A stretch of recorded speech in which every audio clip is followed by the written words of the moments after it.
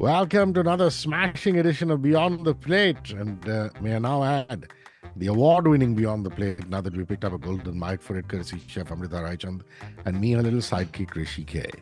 Today, it's a fruit that is as delightful as it's versatile, but it has a connection with my childhood. And I'm not ashamed to say that I still read those comics from my childhood. This is the Asterix and Obelix comics. For those of you living under a rock, it's set in the Roman times. Julius Caesar's all-conquering Roman army has pretty much invaded and conquered all of Europe, including all of France, except a small little village in France called Gaul, Gaul.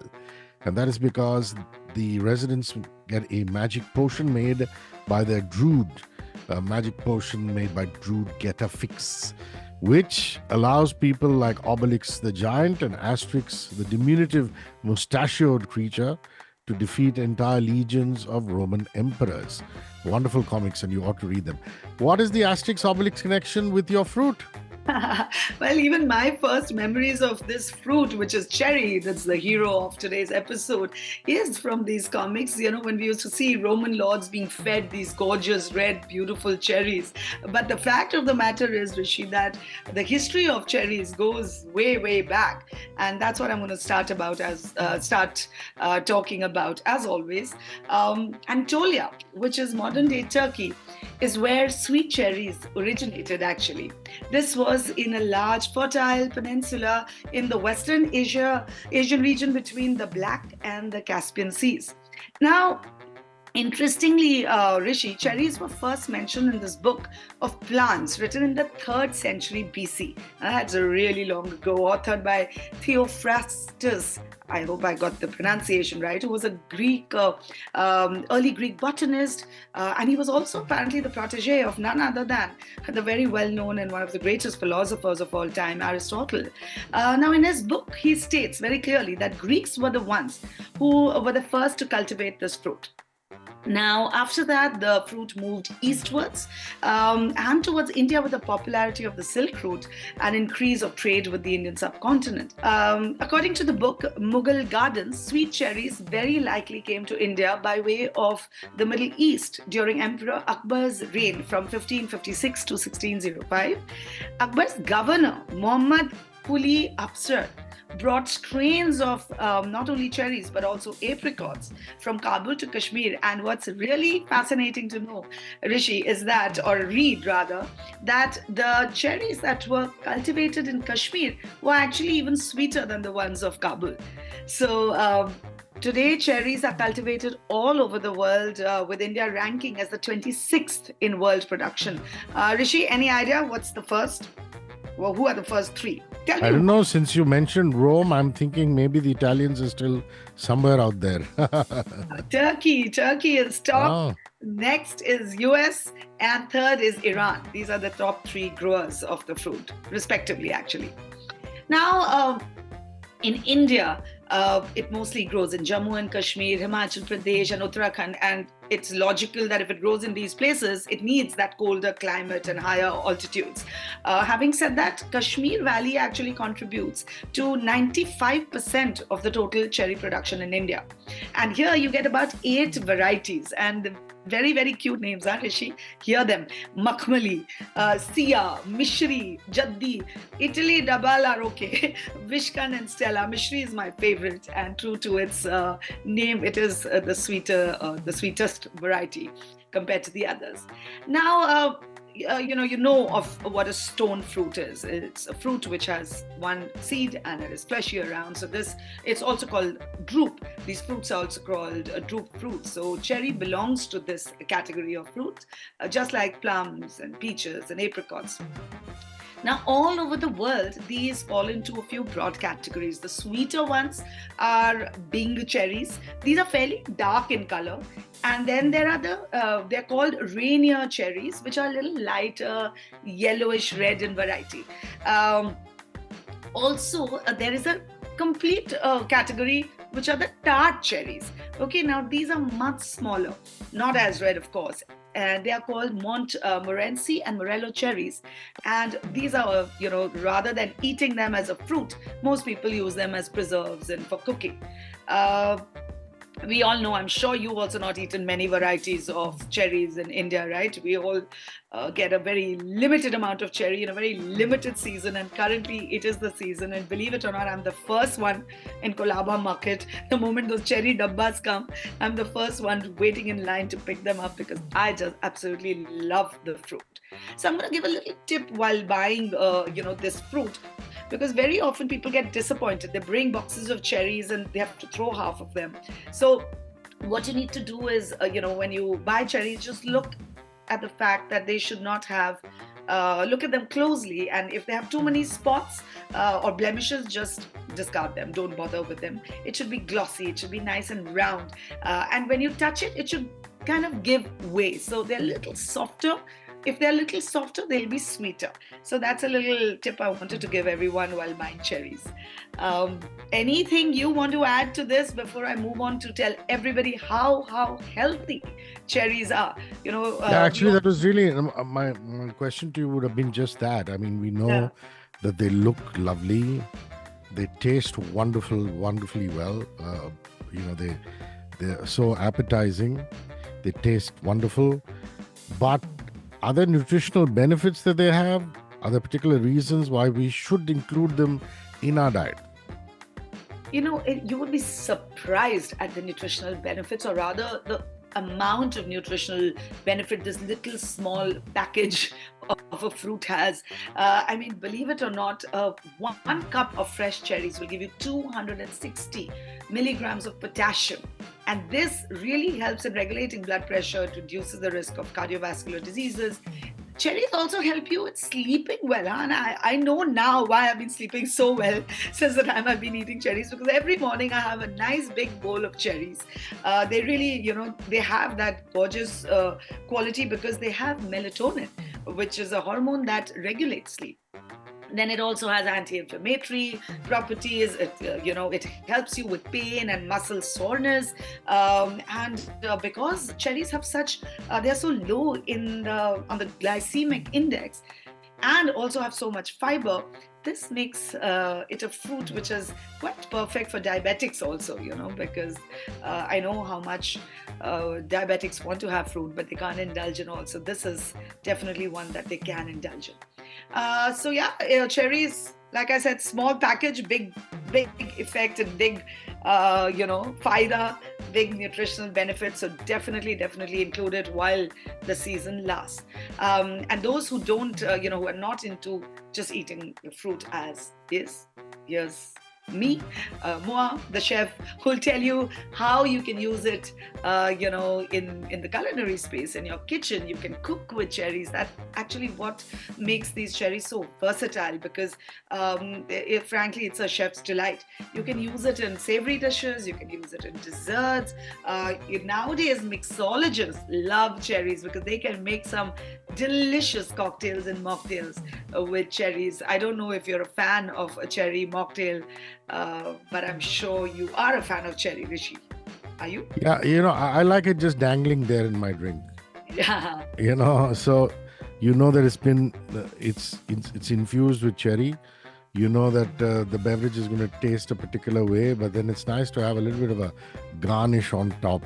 So it contributes to that wonderful combination of sweetness and acidity to any mocktail or cocktail that you have. So I just continue with the culinary uses. One obviously is to cook, and you are going to give us a demonstration by making cooking as well as baking, and you're going to give us a demonstration with our recipe of the week in any case. Yeah. So, like I said, you can make a lot of compote, a lot of jams with this, even if they're the tart variety.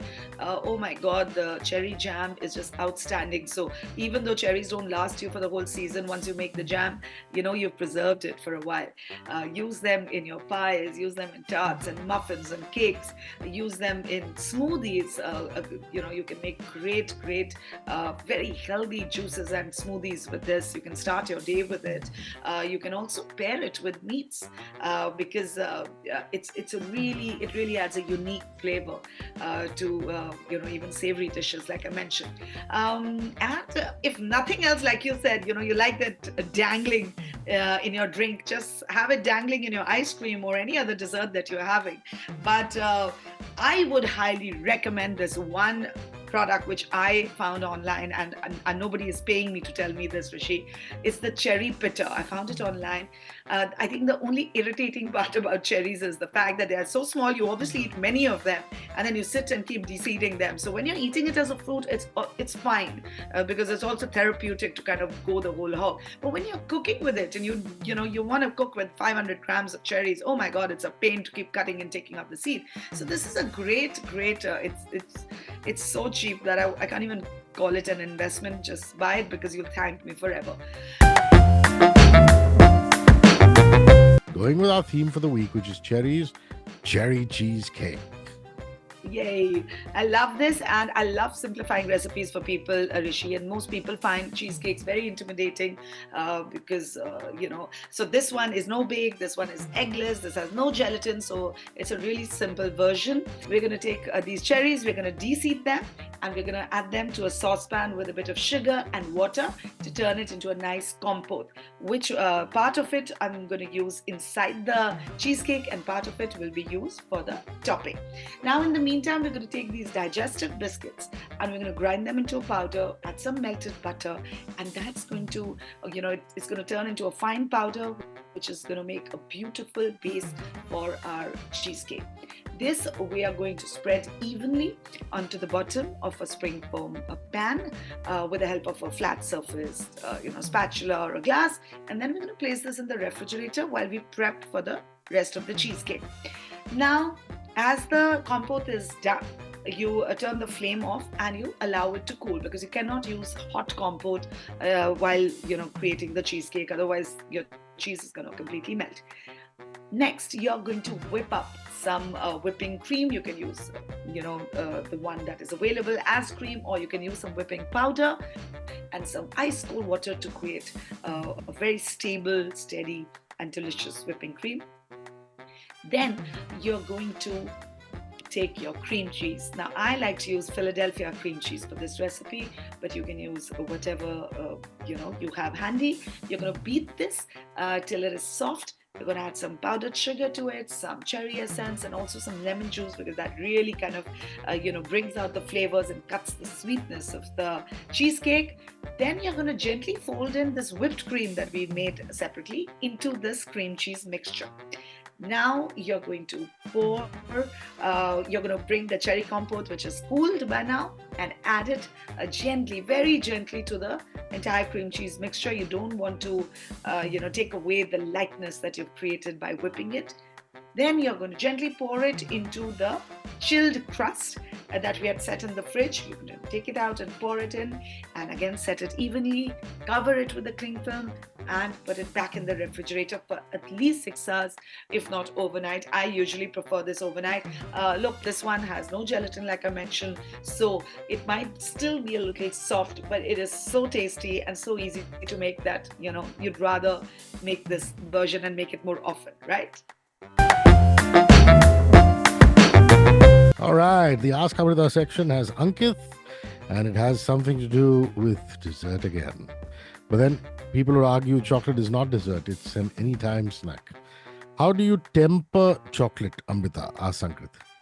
Yes, we spoke about chocolate last week, and I'm glad people are intrigued about chocolate.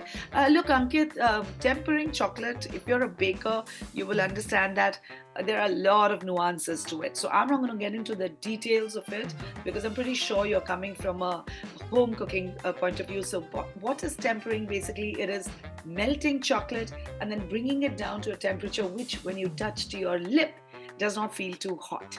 Okay, so how do you do that? You first things first, you evenly chop up your cooking chocolate. Then you have two ways of melting the chocolate. Either you do it with a double boiler, which is, you put a pan with a little bit of water, you heat that water, and then you place a glass bowl with your chopped chocolate on it.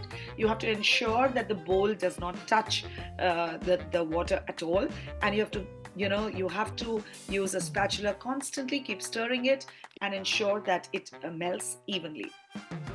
I frankly prefer to melt chocolate in the microwave because I know it's not going to burn. 15 to 30 seconds burst is what you need to play with when you're using the microwave. Do not overheat it because you will end up with burnt chocolate.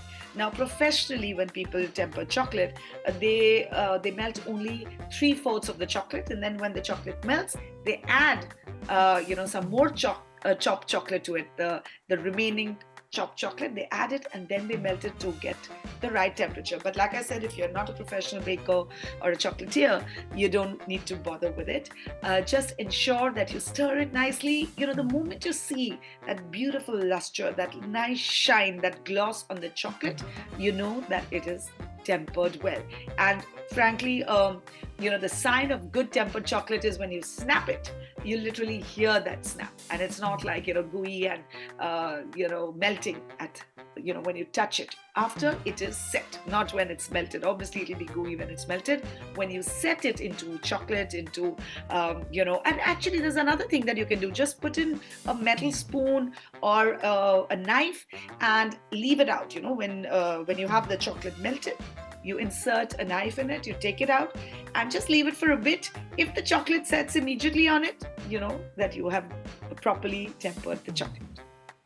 Wow. On that chocolatey and cherry-filled note, we're going to bring the curtains down beyond the plate, an episode which we hope you've enjoyed very, very much. Please let us know in the comments section on our YouTube channel, our Instagram handle. YouTube is Radio 1 International. Instagram is at 94.3 Radio 1 India. And of course, our in-studio line, our WhatsApp line, which is 9833-943-943. Thank you, Amrita, and I look forward to speaking with you next week. I do too. Pleasure to be here always. 94.3 Radio 1.